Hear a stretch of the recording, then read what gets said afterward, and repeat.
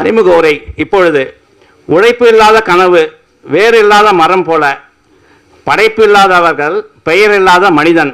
இதை நான் சொல்லவில்லையா, புத்தகன் எழுதி கொடுத்த ஒரு தினம் ஒரு நிறைவு என்ற நூலில் உள்ளது. எந்த ஒரு நூல் என்றாலும் அதற்கு அறிமுகம் தேவை. இப்பொழுது தன்னுடைய தினம் ஒரு நிறைவு அந்த நூலை அறிமுகம் செய்து வருகிறார் நம்முடைய போக்குவரத்து துறையின் நம்முடைய பணிபுரிந்து கொண்டிருக்கும் நம்முடைய ட்ரஸ்டி என்று தற்போது நியமித்து நம்முடைய ஆனந்த் அவர்களை அன்போடு அழைக்கிறேன். வாருங்கள் ஆனந்த் அவர்கள், உங்களுடைய அறிமுக உரை ஆற்ற வாருங்கள்.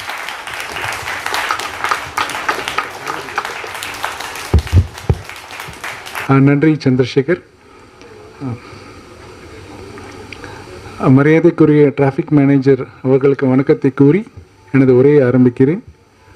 மரியாதைக்குரிய சீனியர் டிடிஎம் அவர்களுக்கும், சீனியர் டிடிஎம் பிரமோத் குமார் தாஸ் அவர்களுக்கும், மரியாதைக்குரிய சீனியர் ஏஓ அவர்களுக்கும், மரியாதைக்குரிய தொழிற்சங்க தலைவர் அவர்களுக்கும் மற்றும் அரங்கத்தில் நிறைந்திருக்கும் மரியாதைக்குரிய தொழிற்சங்க தலைவர்களுக்கும், அனைத்து அதிகாரிகளுக்கும், என்னுடன் பணிபுரியும் எம்ப்ளாயீஸ் அனைவருக்கும் வணக்கத்தை கூறி எனது அறிமுக உரையை ஆரம்பிக்கிறேன்.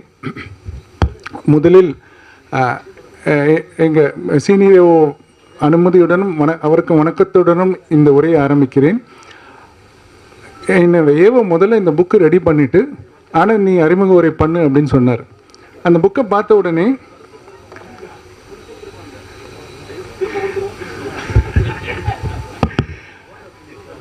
இந்த புக்கை அறிமுகம் பண்ணணும் அப்படின்னு ஒன்று சின்னதாக இருக்கே, மெலிசாக இருக்கே, நான் பண்ணுறேன் அப்படின்னு சொல்லி ஒத்துக்கிட்டேன். இது படிக்க தான் இதில் உள்ள விஷயங்கள் புரிந்து கொள்வதற்கு எனக்கு கடினமாக தான் இருந்தது. ஏன்னா இந்த புத்தகம் எதை பற்றினது அப்படிங்கிறத என்னால் தீர்மானிக்க முடியல. உதாரணமாக இந்த புத்தகம் நான் படித்த வரைக்கும் இது சைக்காலஜி உளவியல் சம்மந்தப்பட்ட புத்தகமா, இல்லை நியூராலஜிஸ்ட் உங்களுக்கே தெரியும், டாக்டர்ஸு மூளை சம்மந்தப்பட்டவங்க, அவங்க எழுதின புத்தகமா, இல்லை இது ஒரு பர்சனாலிட்டி டெவலப்மெண்ட் செல்ஃப் டெவலப்மெண்ட் புக்கா, இல்லை அது வாழ்க்கை தத்துவம் பற்றிய புத்தகமா, இல்லை ஒரு ஆன்மீகம் பற்றிய புத்தகமா அப்படிங்கிற சந்தேகம் எனக்கு வந்தது. இது அனைத்தும் சேர்ந்த ஒருத்தர் எழுதின புத்தகமாக தான் எனக்கு தோணுது. இது படித்து முடித்த உடனே தான் இது அனைத்தும் சேர்ந்த ஒரு கலவை அப்படின்னு எனக்கு புரிஞ்சுது. இதை அறிமுகம் செய்வதன் உள்ள கடினமும் எனக்கு அப்புறம் தான் தெரிஞ்சுது. என்னால் முயன்றதை நான் செய்கிறேன். இது சிறு புத்தகம் தானே, 60 பக்கம் தானே என்று எண்ணிவிட வேண்டாம். இது அனைவரும் படிக்க வேண்டிய புத்தகம். இந்த புத்தகம் அனைவருக்கும் விநியோகிக்க சொல்லி தயாராக உள்ளது. இந்த கூட்டம் நடைபெறுவதற்குள் அனைவருக்கும் விநியோகம் செய்யப்பட்டுவிடும். தயவுசெய்து அனைவரும் படியுங்கள் என்று கேட்டுக்கொண்டு எனது அறிமுக உரையை ஆரம்பிக்கிறேன்.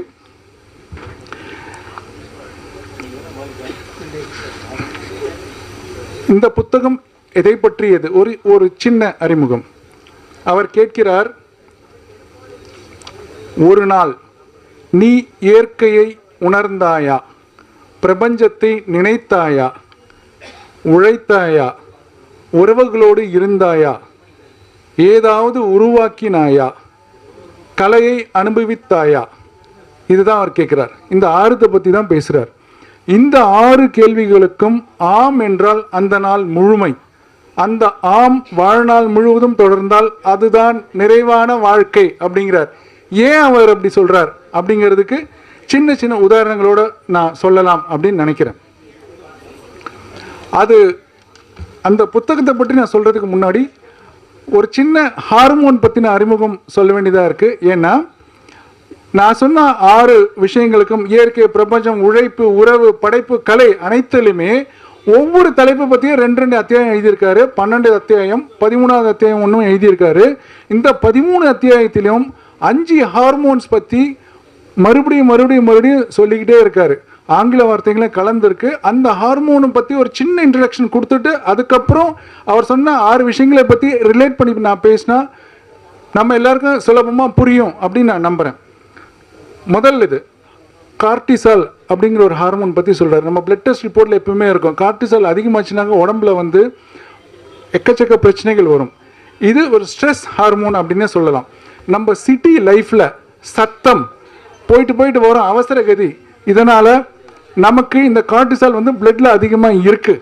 இந்த கார்டிசால் அதிகமான உள்ள பிரச்சனைகளை பற்றி இந்த புத்தகத்தில் விரிவாக சொல்லியிருக்காரு. இந்த கார்டிசாலை நம்ம மெயின்டைன் பண்ணுறதுக்கு இந்த 6 விஷயங்கள் எப்படி உபயோகமாக இருக்கும் அப்படிங்கிறது அவர் அனைத்து அத்தியாயங்களிலும் சொல்லியிருக்கிறார். அடுத்ததாக இரண்டாவதாக ஒரு டோப்பமைன் அப்படிங்கிற ஒரு ஹார்மோன் பற்றி உங்களுக்கு தெரியும். டோப்பமைன் அப்படின்னாக்கா நம்ம எப்போ பாரு செல்ஃபோன் வச்சு பார்த்துக்கிட்டே இருக்கோம், சோஷியல் நெட்வொர்க்கிங் ஃபேஸ்புக் இன்ஸ்டாகிராம் வாட்ஸ்அப்பில் நோண்டிக்கிட்டே இருக்கும். எம்ப்ளாயீஸ் முதற்கொண்டு எல்லாருமே பண்ணிக்கிட்டே இருக்கோம். இது இப்படி பண்ணுறதுனால என்ன ஆகும், மற்ற விஷயங்கள்ல நம்ம கவனம் செலுத்த முடியாமல் போயிடுது, ஆஃபீஸ் ஒர்க் உட்பட. இந்த டோப்பமைன் டீடாக்சிகேஷன் தான் இன்னைக்கு வந்து நாட்டில் அன்றாடம் பேசப்படுகின்ற ஒரு பொருளாக இருக்குது. ஏன்னா அதுலேருந்து நம்மளால் விலக முடியல, அது ஒரு அடிக்ஷன். இந்த டோப்பமைன் வந்து நம்ம பிடிச்ச உணவை சாப்பிட்றதுலையோ செயலை செய்வதிலையோ கூட இது வருது. இந்த டோப்பமைன்லேருந்து எப்படி வெளியே கொண்டு வருது, எப்பொழுது இது தேவைப்படும் போது மட்டும் ரிலீஸ் ஆகணும் அப்படிங்கிறதுக்கான விஷயத்தையும் இந்த புத்தகத்தில் பற்றி சொல்லியிருக்காரு. அடுத்ததாக என்டார்ஃபின் அப்படின்னு சொல்கிறார். என்டார்ஃபின் அப்படிங்கிற ஹார்மோன் வந்து ஒரு பெயின் கில்லர். இந்த பெயின் கில்லர் தான் இது வந்து பெயின் கில்லராக மட்டும் இல்லை, இது வந்து சிரிப்பாக மகிழ்ச்சியாக இருக்கிறதுக்கு உதவுது. இந்த என்டார்ஃபின் ஒவ்வொரு அத்தியாயத்திலும் இதை அவர் உபயோகப்படுத்தியிருக்கார். அடுத்ததாக செரோட்டோனின் அப்படிங்கிற ஒரு ஹார்மோன். நமக்கு வந்து இந்த செரோட்டோனின் கம்மியாச்சுன்னா ஆங்ஸைட்டி வரும். இது எப்படி அதிகப்படுத்தலாம் அப்படிங்கிறதுக்கு இந்த புத்தகத்தில் வழி சொல்லியிருக்காரு. இந்த செரோட்டோனின் அப்படிங்கிறத நம்மளோட ஜீரணத்துக்கு, மனநிலைக்கு, தூக்கம், பசிக்கு எல்லாத்துக்குமே உதவுது. இந்த செரோட்டோனின் வந்து ஒரு மகிழ்ச்சி ஹார்மோன் அப்படிங்கிறாரு. ஃபைனலாக ஆக்சிடோசின் அப்படிங்கிற ஒரு ஹார்மோன் பற்றியும் சொல்கிறாரு. இந்த ஆக்சிடோசின் வந்து பாச ஹார்மோன் அப்படின்னு நம்ம சொல்கிறோம். இந்த பாச ஹார்மோன் நம்ம ரத்தத்தில் இருந்தால் தான் அன்பு, நம்பிக்கை, நெருக்கம் எல்லாமே வரும். இது இருந்தால் தான் இணக்கமாக இருக்க முடியும், அன்பை பகிர முடியும், மன அழுத்தம் குறையும் அப்படிங்கிறார்.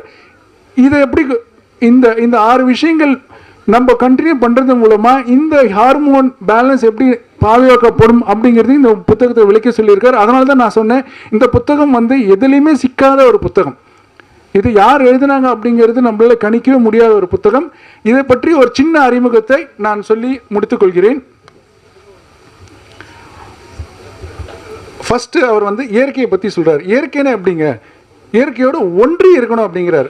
உதாரணமாக நல்ல புற்கள் நிறைந்த ஒரு இடங்களில் நடக்கிறது, பறவை குரலை கேட்கறது, கடலை ரசிக்கிறது, மழை ஒளியை கேட்கறது, இந்த மாதிரி நம்ம அந்த இயற்கையோடையே ஒன்றி இருக்கிறதோடைய அவசியத்தை பற்றி அவர் சொல்கிறார். அப்படி இருந்தால் தான் நமக்கு நினைவாற்றல் இருக்கும், கவனத்திறன் இருக்கும். ஃபார் எக்ஸாம்பிள் நம்மளாம் ஊட்டி கொடைக்கானலாம் போயிட்டு வந்தால் அந்த இயற்கையோடு ஒன்றி இருக்கும் பொழுது நம்மளுடைய மனசு எவ்வளோ லேசாகுது. அவர் என்ன சொல்கிறாரு, இந்த 6 விஷயத்தையும் நீங்கள் தினமும் பண்ணணும். இன்றைக்கி ஒன்று நாளைக்கு ஒன்றுலாம் பண்ணக்கூடாது. இந்த 6 விஷயத்தையும் தினமும் ஒன்றொன்னா செய்யும் பொழுது, தினமும் இந்த 6 விஷயத்தையும் பண்ணும்போது கிடைக்கக்கூடிய பயன்களை பற்றி சொல்கிறார். இயற்கையோடு ஒன்றி வாழ்தல் அப்படிங்கிறது நம்பர் 1. இந்த இயற்கையோடு ஒன்றி வாழும்போது நினைவாற்றல், கவனத்திறன் எல்லாமே இருக்கும், ஹார்மோன் பேலன்ஸ்டாக இருக்கும், படைப்பாற்றல் உயரும் அப்படின்னு சொல்கிறார். இரண்டாவதாக அவர் பிரபஞ்சத்தை பற்றி சொல்கிறார். நம்ம பிரபஞ்சம் உருவாகி எத்தனை வருஷம் ஆயிருக்குன்றதை பற்றி ஒரு சின்ன ஒரு கணிப்பு சொல்கிறார். 13.8 பில்லியன் ஆண்டுகள் ஆயிருக்கு அப்படின்னு சொல்கிறாரு. இந்த பிரபஞ்சம் வந்து எவ்வளவு பெருசு அப்படிங்கிறத யோசிச்சு பார்த்தோம் அப்படின்னாக்கா, பிரபஞ்சத்தில் கோடானி கோடி அணுக்கள் இருக்கு, நட்சத்திரங்கள் இருக்கின்றன. 100லேருந்து 400 பில்லியன் நட்சத்திரங்கள் இருக்கு. இந்த நட்சத்திரங்களுக்கு மத்தியில் தான் நம்மளுடைய மில்கி வே அப்படிங்கிற ஒரு பிரபஞ்சம் இருக்கு. இந்த பிரபஞ்சத்தில் ஒரு துளி, கோடானு கோடியில் ஒரு துளி தான் நம்மளுடைய சோலார் சிஸ்டம், நம்மளுடைய பூமி அதில் இருக்கு. அதே மாதிரி நமக்கு பக்கத்தில் இருக்க கேலக்ஸி பற்றி உங்களுக்கு தெரியும், ஆண்ட்ரோமீடா. இவ்வளோ பெரிய ஒரு பிரபஞ்சத்தை நம்ம பார்த்து ரசித்து உணரும் பொழுது நாம் அதில் ஒரு சின்ன துளி தான் அப்படிங்கிறது தெரியும். ஆஹா, நமக்கு இவ்வளோ பிரச்சனை இருக்கிறதா நாம் நினச்சிக்கிட்டு இருக்கோமா, இதெல்லாம் ஒன்றுமே இல்லை. இவ்வளோ விஷயங்கள் இருக்கும்போது நாம் ஏன் நம்மளுடைய பிரச்சனைகளை பற்றி கவலைப்படணும் அப்படிங்கிற அந்த புத்தகத்தில் சொல்கிறார். இந்த அவசர மனநிலையும் நம்ம போயிடும். இந்த பிரபஞ்ச உணர்வு நம்மளை வந்து சேரும் பொழுது நமக்கு பொறுமையாக இருப்போம். நாம் அப்படிங்கிற அகங்காரம் போயிடும். வாழ்க்கையோட ஆழம் நமக்கு புரியும். அதனால் நம்ம பிரபஞ்சத்தோடு ஒன்றி இருக்கணும் அப்படின்னு இயற்கைக்கு அடுத்தபடியாக சொல்கிறாரு. இது சம்பந்தமாக 2 பிரிவுங்களுடைய கோட்ஸும் நான் சொல்லணும்னு ஆசைப்படுறேன். வாடிய பயிரை கண்டபோதெல்லாம் வாடினேன் அப்படின்னு சொல்லிட்டு வளரார் சொல்கிறாரு. இருக்கிறது எல்லாமே வந்து இறைவன் தான் அப்படிங்கிறது வந்து இந்த கருத்தின் மூலமாக நமக்கு புரிய வைக்கிறார். பிரபஞ்சத்தில் வந்து எல்லாமே ஒன்றாக இருக்கும் பொழுது நமக்கு அந்த ஒன்னஸ் அப்படிங்கிற ஃபீல் வரும் இல்லையா, அந்த மாதிரியான ஃபீல் இந்த புத்தகத்தில் அந்த 2 அத்தியாயத்தின் மூலமாக கொண்டு வர்றார். ஆழ்ந்து படித்தா உங்களுக்கு புரியும், உங்களுக்கு புத்தகம் வரப்பொழுது.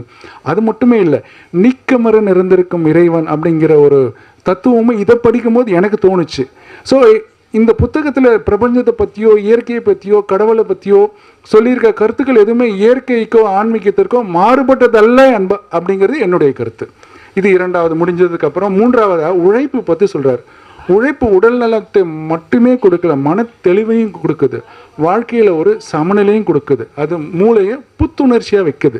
இந்த உழைப்பை நம்ம ரெகுலராக பண்ணும்பொழுது, தினமும் இந்த உழைப்பை செய்யும் பொழுது செரோட்டோனின் அப்படிங்கிற ஹார்மோன் அதிகமாக சுரக்குது. அதனால் அது வந்து நமக்கு உடலும் மனசும் பேலன்ஸ்டாக இருக்குது. இது மூன்றாவது. நான்காவதாக உறவுகளை பற்றி சொல்கிறார். தினமும் ஒரு உறவு கிட்ட பேசுங்க, ஃப்ரெண்ட்ஸ் கிட்ட பேசுங்க, கலீக்ஸ் கிட்ட பேசுங்க, உறவுகளோட நல்ல ஒரு நிலையை வச்சுக்கோங்க. அப்போ தான் அவர் சில வார்த்தைகளை பிரயோகம் பண்ணுறாரு. எம்பத்தி நெட்வொர்க். எம்பத்தினா நம்ம மற்றவங்களோட கருணை காட்டுறது, மற்றவங்களுடைய உணர்வுகளை புரிஞ்சிக்கிறது. எமோஷனல் இன்டெலிஜென்ஸ் ரெகுலேஷன் ஆகும் அப்படிங்கிற நிறைய ஆங்கில வார்த்தைகளை அவர் பயன்படுத்தியிருக்கார்.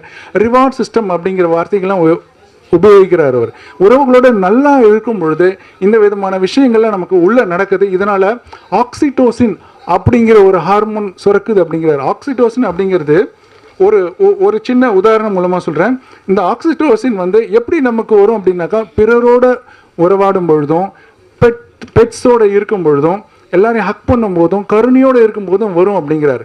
எக்ஸசைஸ் பண்ணும்போது இந்த செரோட்டோனின் நமக்கு சுரந்து டிப்ரெஷன், ஆங்ஸைட்டி எல்லாம் குறையும் அப்படிங்கிறார்.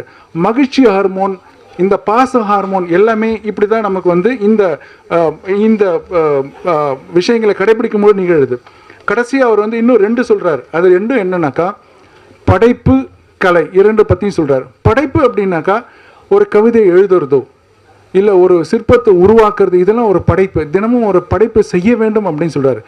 கலை அப்படின்னும்போது ஒரு பாட்டு கேட்கறது, ஒரு ஓவியம் ரசிக்கிறது, அந்த மாதிரி ஒவ்வொரு விஷயத்தையும் அவர் வந்து ரொம்பவும் ஊன்றி சொல்லியிருக்காரு. அது தன்னம்பிக்கை வளர்க்குது. அது மட்டும் இல்லாமல் அது ஹார்மோன் பேலன்ஸை கொண்டு வர்றது அப்படின்னும் சொல்கிறாரு இந்த படைப்பு, கலை அப்படிங்கிறத பற்றி. இது சம்மந்தமாக என்னோடய வாழ்க்கையில் நடந்த ஒரு நிகழ்ச்சி நான் சொல்லணும்னு ஆசைப்பட்றேன். எங்கள் அம்மாவுக்கு வந்து கொஞ்சம் மறதி அதிகமாகிடுச்சு வயசான உடனே. அப்போ டாக்டர் என்ன சொன்னார், நீங்கள் வந்து பல்லாங்குழி ஆடுங்க. பல்லாங்குழி ஆடும்போது அதை நினைவாற்றல் அதிகரிக்கும், பிரெயின்ஸ் நல்லா ஃபங்க்ஷன் பண்ணும் அப்படிங்கிறார். அதே மாதிரி கோலம் போட்டு பழகுங்க அப்படிங்கிறார்.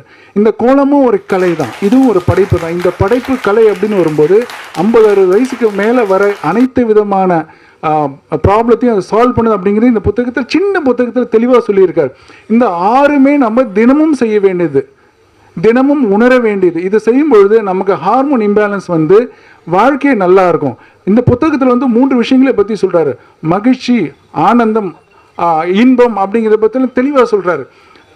நமக்கு உடனே கிடைக்கிறது மகிழ்ச்சி, ஆனால் நிரந்தரமாக கிடைக்கணும் அப்படின்னாக்கா இந்த இன்பத்தையும் தாண்டி ஆனந்தம்னு ஒன்று இருக்குது. அந்த ஆனந்தம் கூட நமக்கு நான் என்பது போனால் கிடைக்கும். அதையும் மீறி வாழ்க்கையில் ஒரு நிறைவு கிடைக்கணும் அப்படின்னாக்கா இந்த 6 விஷயங்களையும் தினமும் செய்யணும். இந்த 6 விஷயங்களும் பண்ணும்போது அன்னைக்கு அந்த தினம் நிறைவாக இருக்கும். தினமும் பண்ணால் வாழ்க்கை நிறைவாக இருக்கும் அப்படிங்கிறாரு. அதை அனுபவித்து சொல்லியிருக்காரு, அனுபவித்து எழுதியிருக்காரு. இந்த புத்தகங்கள் வந்து நிறைய புத்தகங்கள் வந்து விதவிதமாக இருக்குது. இக்கிகாயின்னு ஒரு புத்தகம் மில்லியன் கணக்கில் விற்பனை ஆகிட்டு இருக்கு. அதில் வந்து இந்த புத்தகத்தில் இருக்க கருத்துக்கள் 2-3 அதில் இருக்குது. இந்த மாதிரி வந்து ரொம்ப ஃபேமஸ் புக்ஸ் எல்லாமே இருக்குது. இந்த புத்தகத்தில் இருக்கிறதுக்கும் மீறி ரொம்ப சிறப்பாக எழுதியிருக்காரு. அனைவரும் வாங்கி படிங்க அப்படிங்கிற ரெக்கமெண்டேஷனோடு நான் என்னுடைய அறிமுக உரையை முடித்துக்கொள்கிறேன். அது கூட அவரை வாழ்த்தணும்னு நான் ஆசைப்பட்றேன். அவர் கூட வந்து நான் 4 வருஷமாக ஒர்க் பண்ணேன். He is the best person. அவரை பற்றி சொல்கிறதுக்கு வார்த்தைகளே இல்லை. 4 வருஷமாக எங்களுக்கு சிறப்பாக வழிகாட்டியிருக்காரு. ஒரே ஒரு உதாரணம் மட்டும் சொல்லணும்னு ஆசைப்பட்றேன். அவர் வந்து புரியாத புதிர் தான் அனைவருக்குமே. அவரை பற்றின ஒரே ஒரு விஷயம் என்னன்னாக்கா, நாம் அவர்கிட்ட எப்படி பழகிறோமோ அப்படி தான் பழகிறார் அவர். நான் அவர்கிட்ட 100% வந்து ரொம்பவும் பணிவாகவும் அவர் மேலே நம்பிக்கை வச்சும் ரொம்பவும் லாயலாகவும் இருக்கும்பொழுது அவர் வந்து என் மேலே அவ்வளோ அக்கறை எடுத்துக்கிட்டாரு. எங்கூட ஈக்குவலாக இருந்தார். அவ்வளோ நல்ல மனிதர் அவர். அவர் புரியாத புதிர் தான். அவரை புரிஞ்சிக்காதவங்களுக்கும் அவர்கிட்ட இயல்பாகவும் நேரடியாகவும் உண்மையாகவும் பழகாதவர்களுக்கு அவர் புரியாத புதிர். எனக்கு அது I enjoyed it for the past 4 years. இப்போ ஒரு தமிழ்ச்சங்க தலைவராக இருக்கார். ஒரு ராமகிருஷ்ணரோட அமுதமொழிகள் படிச்சிருந்தீங்கன்னா அதை நினைவு கூற முடியும். அதில் கடைசியில் ராமகிருஷ்ணர் போன உடனே அவருடைய சீடர்கள் 20 பேர் வந்து வராக மண்டலத்தில் ரொம்ப கஷ்டப்பட்டுக்கிட்டு இருக்காங்க. சாப்பாட்டு கூட வழி இல்லை. அப்போ அவங்க வந்து என்ன பண்ணுறதுன்னு தெரியாமல் யார் நமக்கு வந்து வருவாங்க யுக புருஷர் அப்படின்னு சொல்லிட்டு இந்த பறவை குஞ்சுகள்லாம் அந்த கூட்டில் வந்து தவிச்சிட்டு இருக்குமா, அம்மா எப்போ வந்து நமக்கு சாப்பாடு கொடுப்பா வாயில அப்படின்னு சொல்லிட்டு. அந்த மாதிரி அவங்க தவிச்சிட்டு இருக்கும்பொழுது இன்னொருத்தர் சரத்சந்திரன் ஒருத்தர் வந்து அவருக்கு ஹெல்ப் பண்ணியிருக்காரு. அந்த மாதிரி எங்களுக்கு அந்த கஷ்டம் இப்போ இல்லை. எங்களை அப்படியே அவர் நல்லா வழி நடத்தினார். எங்கள் தமிழ்ச்சங்கத்தில் எங்களுக்கு அந்த கவலை இப்போ இல்லை. ஏன்னா எங்களை வழிநடத்தி செல்வதற்கு ஒருவர் மேடையிலேயே தயாராக இருக்கிறார் என்ற நம்பிக்கையுடன் எனது உரையை முடித்துக் கொள்கிறேன். நன்றி.